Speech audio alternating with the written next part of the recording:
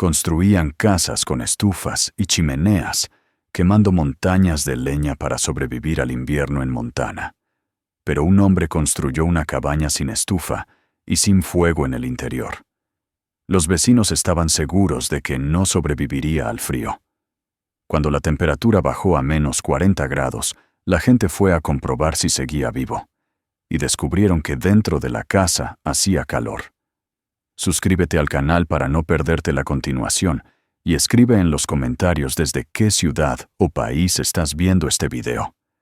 El otoño de 1891 llegó al valle con una lentitud engañosa, como si la naturaleza quisiera conceder a los hombres una última ilusión de calma antes de reclamar lo que siempre reclamaba en aquellas tierras: preparación absoluta o derrota. El suroeste de Montana no perdonaba los errores, y quienes llevaban años viviendo allí lo sabían bien. Las primeras noches frías no eran una sorpresa, sino una advertencia. El aire se volvía más denso al amanecer. La escarcha cubría la hierba, incluso cuando el sol aún estaba alto, y cada familia comenzaba el mismo ritual que se repetía año tras año, casi sin pensar. Se apilaban troncos junto a las casas, se revisaban las chimeneas, se reforzaban los muros con barro fresco y se contaban una y otra vez las reservas de leña, porque de ellas dependía la vida. Las viviendas del valle eran sencillas y funcionales, construidas con la urgencia de quien sabe que el invierno no espera. Troncos mal escuadrados, juntas selladas con arcilla, techos bajos para retener el calor, una estufa de hierro en el centro o un hogar de piedra apoyado contra una pared. El fuego era el corazón de cada casa. Sin él, no había comida caliente, no había descanso, no había esperanza. Pero ese mismo fuego era también una amenaza constante. Bastaba una chispa mal apagada, una corriente de aire inesperada, un descuido en mitad de la noche, para que todo ardiera. Aún así, nadie concebía otra forma de sobrevivir.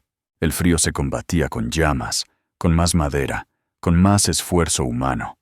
Por eso, cuando comenzaron a circular rumores sobre un hombre que estaba construyendo una casa sin estufa y sin chimenea, la reacción inicial fue de incredulidad. Al principio se pensó que se trataba de un malentendido, una exageración nacida del aburrimiento otoñal. Luego, a medida que los vecinos pasaban cerca del terreno y veían con sus propios ojos la estructura que se levantaba lentamente, la incredulidad se transformó en inquietud. El hombre se llamaba Samuel Ganzor. Tenía 38 años y no se parecía a nadie más en el valle. Había llegado unos años antes, siguiendo las vías del ferrocarril y los trabajos temporales que se ofrecían a quienes no temían al esfuerzo físico. Era reservado, hablaba poco y observaba mucho. No buscaba la compañía de los demás, pero tampoco la rechazaba. Cumplía con su trabajo, cobraba lo justo y se marchaba sin hacer ruido. Su acento delataba un origen lejano, aunque pocos sabían exactamente de dónde venía. Para la mayoría, simplemente era el extranjero.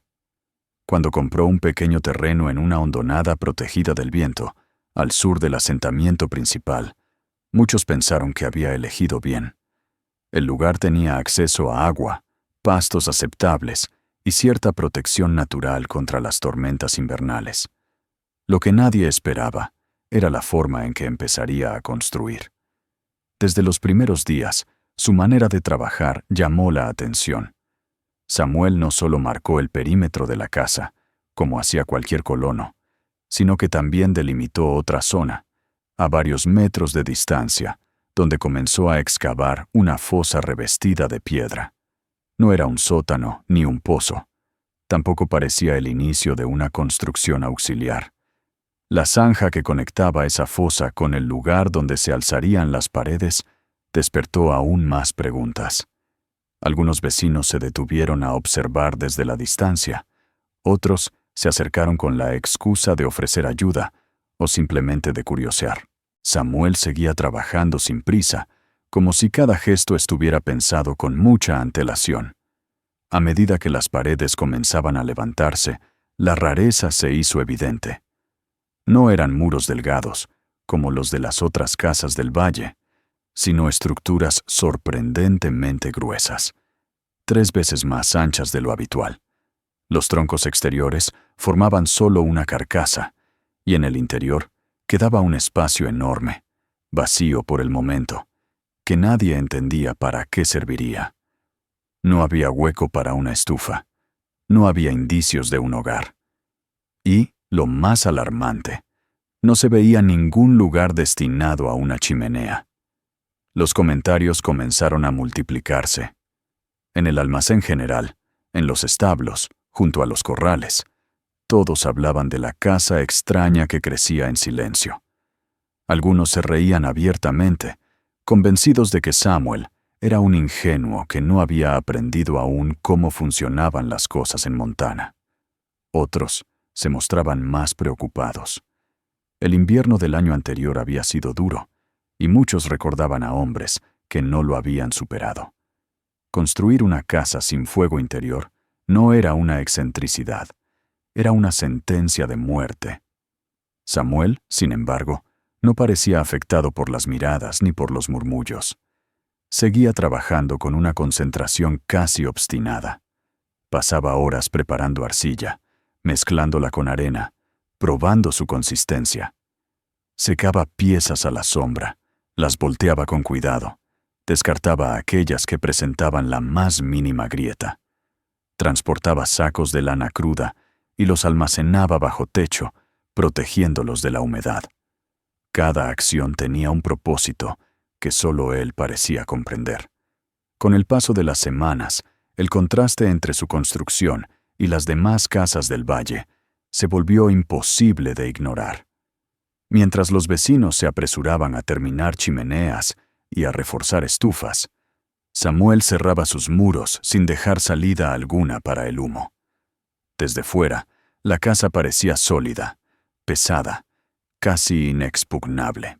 Desde dentro, todavía era un espacio vacío, silencioso, sin rastro de fuego ni de hollín.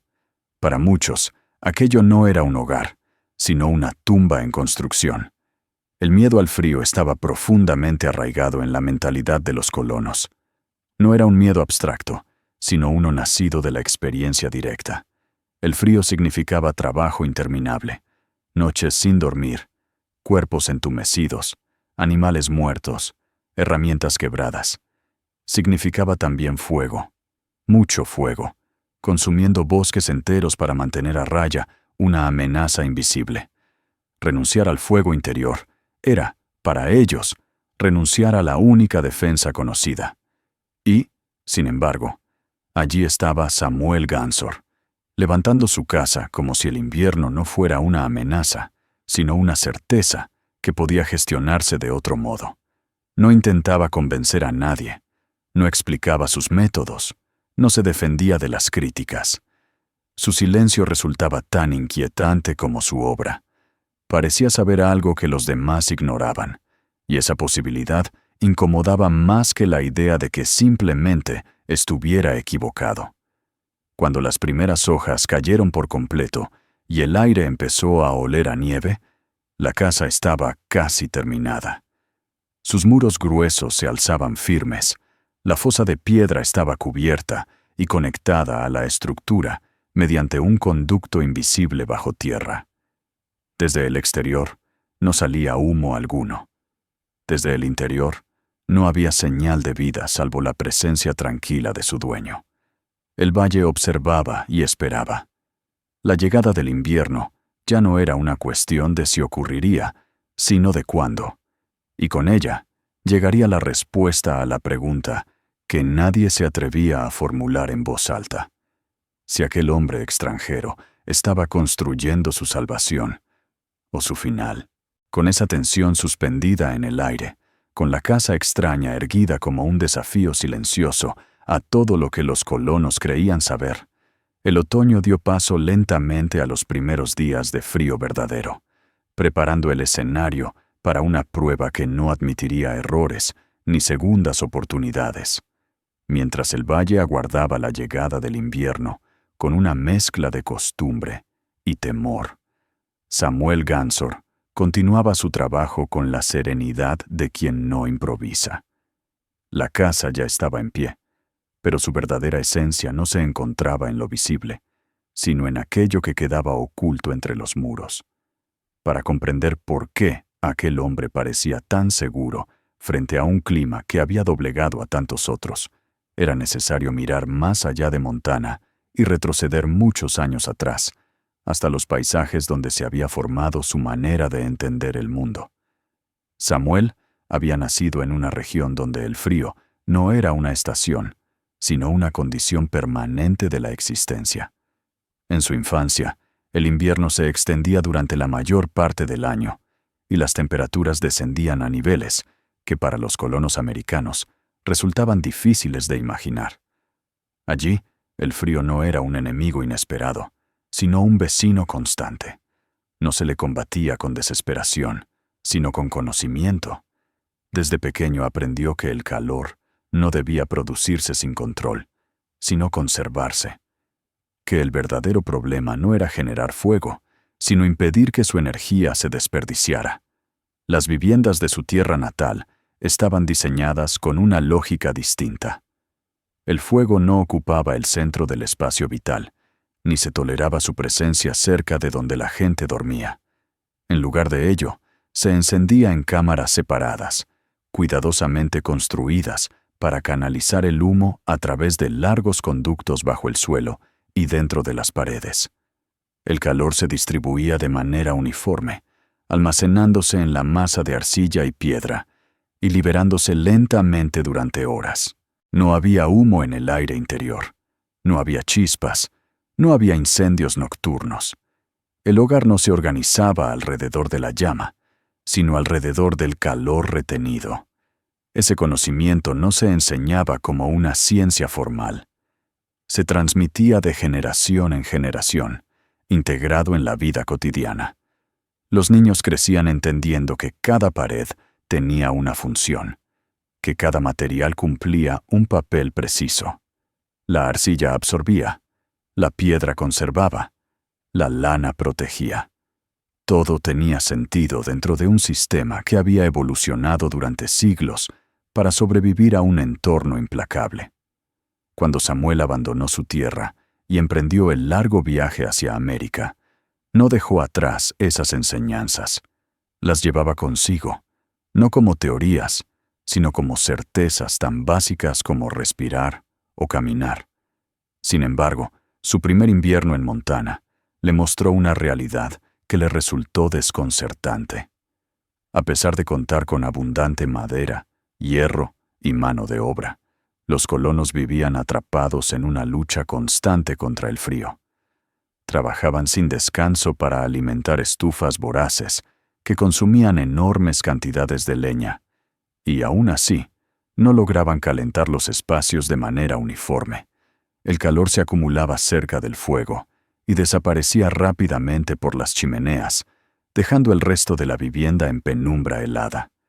Samuel recordó noches enteras pasadas en barracones, donde el aire estaba cargado de humo, donde los hombres dormían a medias, despertándose cada pocas horas para evitar que el fuego se extinguiera.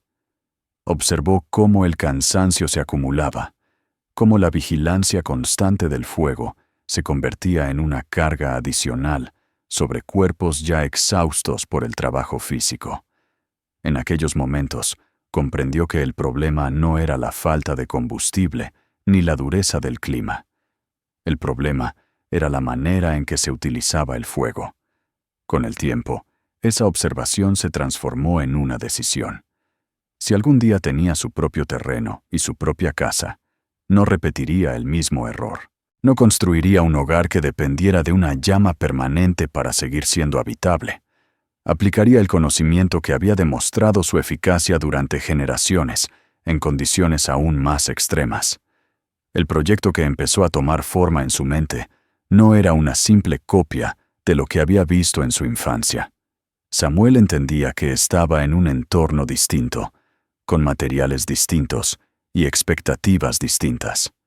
Adaptó los principios a las circunstancias locales. Sabía que la lana de oveja, abundante en la región, podía cumplir la misma función aislante que otros materiales utilizados en su tierra natal. Sabía que la arcilla de los ríos cercanos, bien tratada y mezclada con arena, podía ofrecer la resistencia necesaria para formar conductos duraderos. Sabía también que separar completamente el fuego del espacio habitable eliminaría los riesgos que tantos colonos aceptaban como inevitables. Durante meses, trabajó en silencio, probando mezclas, ajustando proporciones, aprendiendo cómo respondían los materiales locales al calor y al frío. No se permitía errores. Cada grieta potencial era una amenaza futura. Cada unión mal sellada podía comprometer todo el sistema. La paciencia se convirtió en su herramienta principal.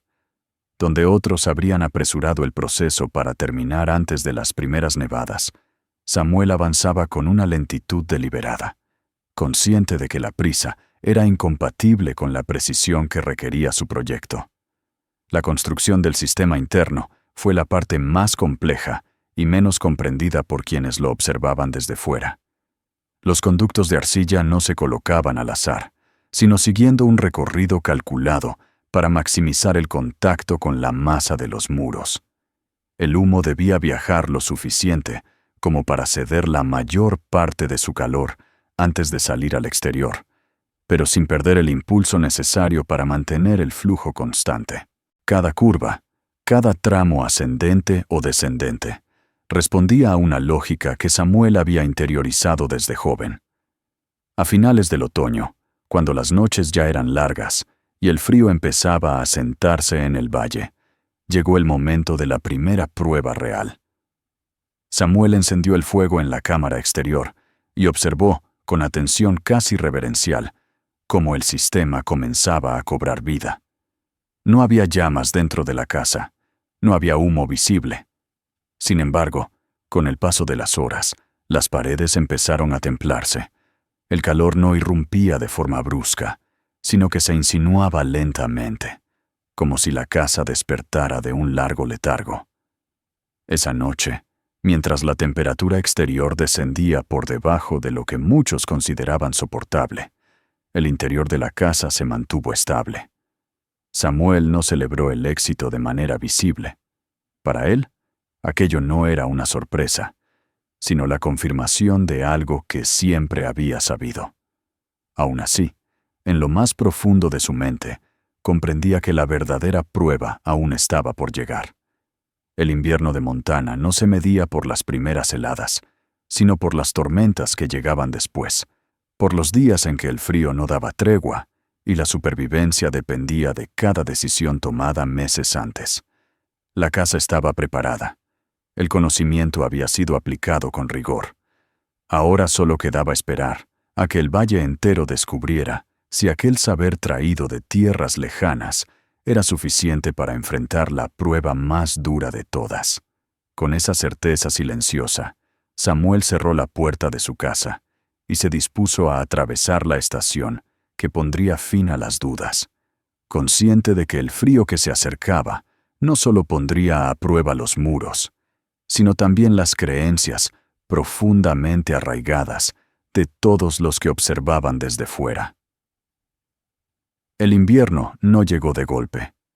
Primero fue una insistencia sutil, una presión constante que se filtraba en los huesos incluso durante el día. Luego, casi sin aviso, se convirtió en una presencia absoluta que dominó cada aspecto de la vida en el valle.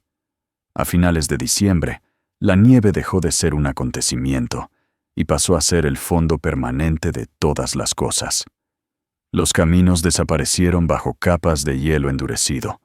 El cielo permanecía bajo y opaco durante días enteros, y el viento recorría la hondonada como un animal invisible, buscando cualquier rendija por donde colarse.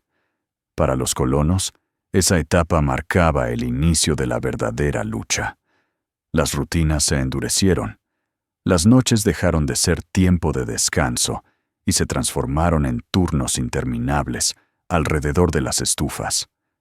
Los hombres se despertaban una y otra vez para alimentar el fuego, con los dedos entumecidos y los párpados pesados, sabiendo que un descuido podía significar despertar en una casa congelada. Las mujeres protegían a los niños con mantas húmedas por el vapor de la respiración, intentando mantener el aire respirable en habitaciones cargadas de humo. El calor nunca era suficiente, y siempre parecía escapar con rapidez, como si la noche misma lo absorbiera. A medida que enero avanzaba, el frío se volvió despiadado.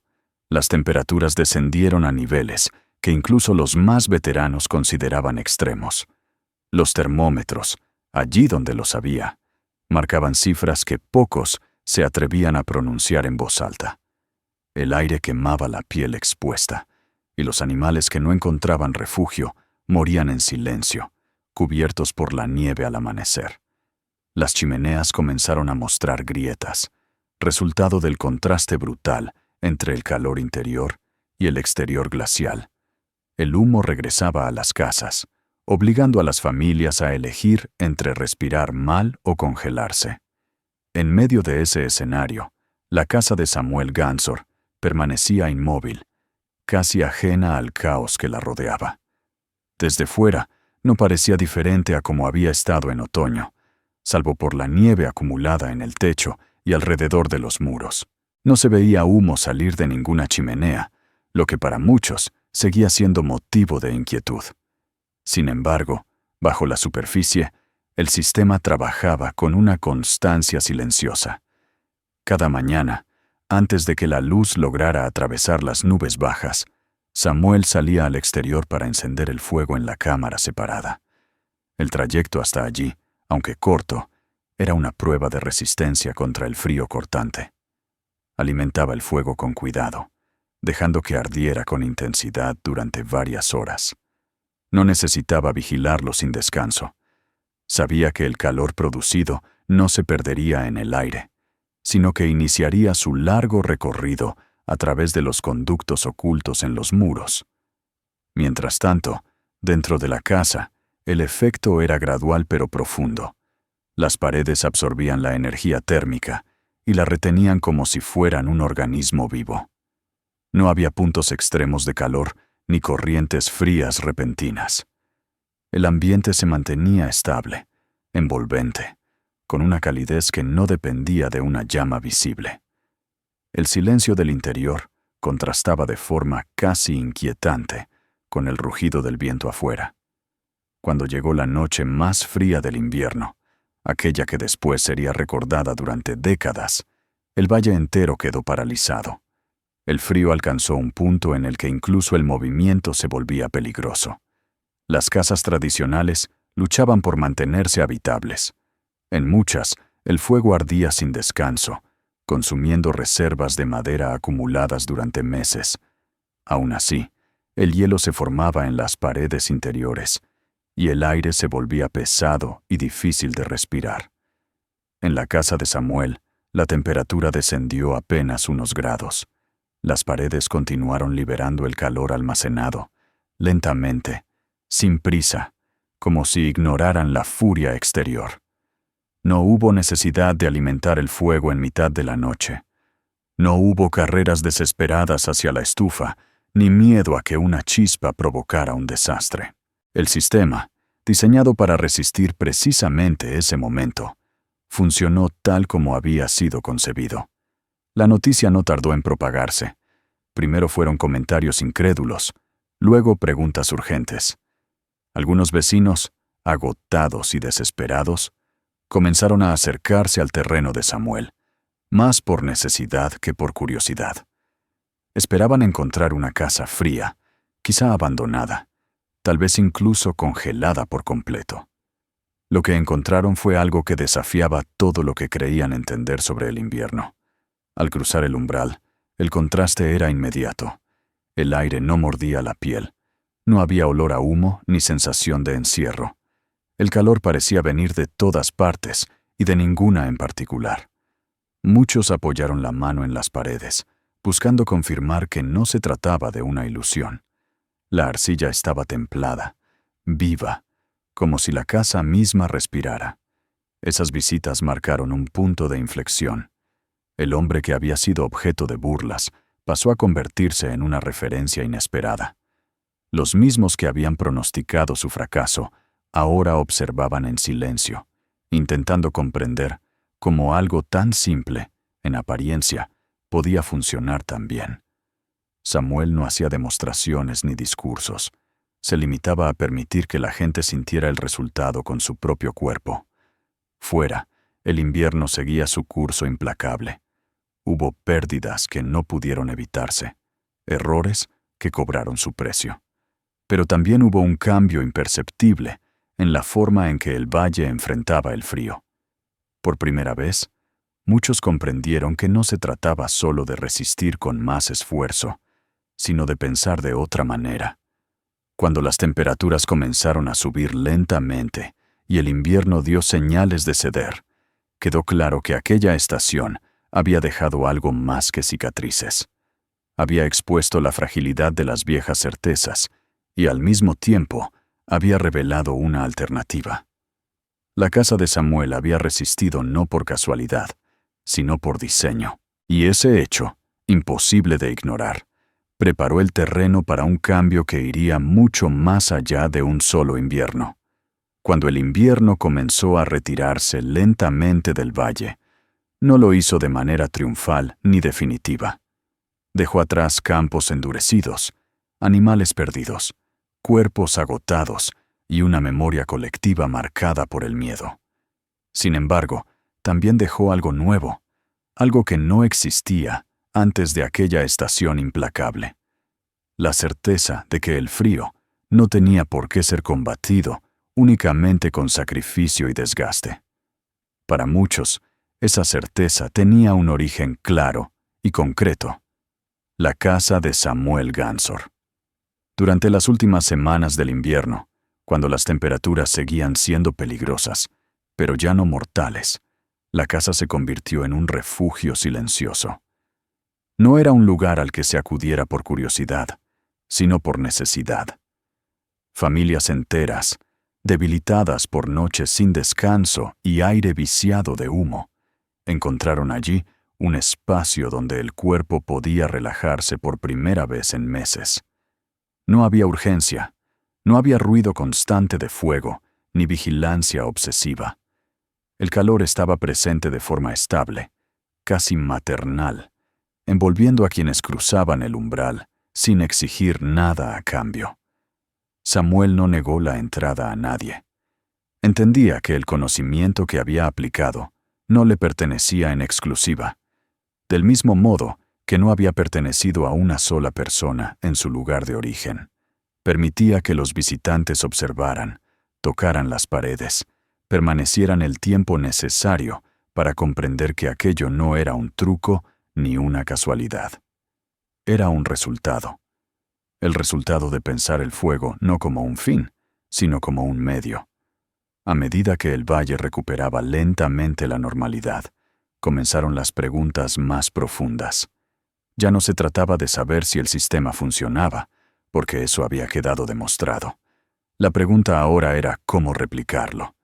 Samuel dedicó las primeras semanas de primavera a explicar con paciencia aquello que durante meses había permanecido oculto. Mostraba cómo elegir la arcilla adecuada, cómo mezclarla con arena para evitar grietas, cómo secar las piezas sin apresurarlas. Explicaba la importancia del recorrido del humo, de su longitud, de la relación entre el calor generado y la masa que debía absorberlo. Hablaba también de la lana, de su capacidad para retener el calor, de cómo debía colocarse para evitar huecos por donde pudiera escapar la energía acumulada. No cobraba por ello. Rechazaba cualquier intento de compensación, convencido de que el beneficio no debía medirse en dinero. Para él, cada casa que se construía siguiendo esos principios era una vida menos en riesgo, una familia menos condenada a pasar noches interminables alimentando un fuego insaciable. En poco tiempo, varios terrenos del valle comenzaron a transformarse. Aparecieron zanjas nuevas, muros más gruesos, cámaras de combustión separadas de las viviendas. El paisaje, aunque sutilmente, empezó a cambiar. Con el paso de los años, el impacto de aquel invierno se hizo más evidente. Las nuevas construcciones requerían menos leña, reducían el riesgo de incendios y ofrecían una estabilidad térmica desconocida hasta entonces. Los niños crecían sin asociar la noche con el miedo al frío extremo.